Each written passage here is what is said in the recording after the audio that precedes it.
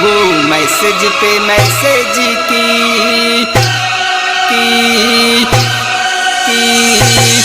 हम सिर्फ उसको पढ़ते रहे,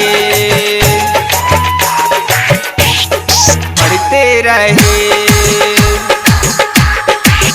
वो मैसेज पे मैसेज की हम सिर्फ उसको पढ़ते रहे, हम सिर्फ उसको पढ़ते रहे। वो मैसेज पे मैसेज की हम सिर्फ उसको पढ़ते रहे। कुछ कहना चाहा उसने, हम ही थे जो डरते रहे। शादी करके चली गई ससुरा, शादी करके चली गई ससुरा, हम कुंवारे ही मरते रहे। वो मैसेज पे मैसेज की हम सिर्फ उसको पढ़ते रहे। कुछ कहना चाहा उसने, हम ही थे जो डरते रहे। शादी करके चली गई ससुरा, शादी करके चली गई ससुरा, हम कुंवारे ही मरते रहे। वो मैसेज पे मैसेज की हम सिर्फ उसको पढ़ते रहे। वो मैसेज पे मैसेज की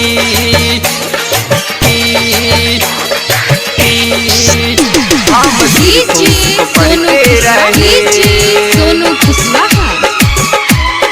पढ़ते रहे, मोतिहारी है, कहाँ बाजार मोतिहारी। पढ़ते रहे। याद वो आती है, मुझको रुलाती है, भूल तो कैसे भूले मन को वो भाती है, भूल तो कैसे भूले मन को वो भाती है। याद वो आती है, मुझको रुलाती है, भूल तो कैसे भूले मन को वो भाती है। वो मिलने को कहती रही, हम जाने से डरते रहे। वो मिलने को कहती रही, हम जाने से डरते रहे। शादी करके चली गई ससुरा, शादी करके चली गई ससुरा, हम कुंवारे ही मरते रहे। वो मैसेज पे मैसेज की हम सिर्फ उसको पढ़ते रहे। कुछ कहना चाहा उसने, हम ही थे जो डरते रहे, हम ही थे जो डरते रहे, डरते रहे।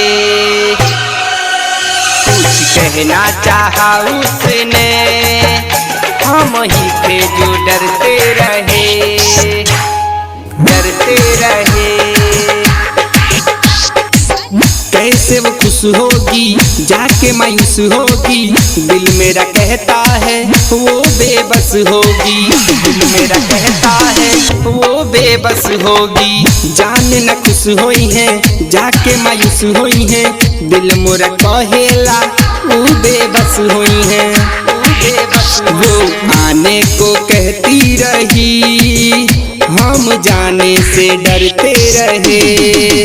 वो आने को कहती रही, हम जाने से डरते रहे। शादी करके चली गई ससुरा, शादी करके चली गई ससुरा, हम कुंवारे ही मरते रहे। वो मैसेज पे मैसेज की हम सिर्फ उसको पढ़ते रहे। कुछ कहना चाहा उसने, हम ही थे जो डरते रहे। शादी करके चली गई ससुरा, शादी करके चली गई ससुरा, हम कुंवारे ही मरते रहे। वो मैसेज पे मैसेज की हम सिर्फ उसको पढ़ते रहे, हम सिर्फ उसको पढ़ते रहे।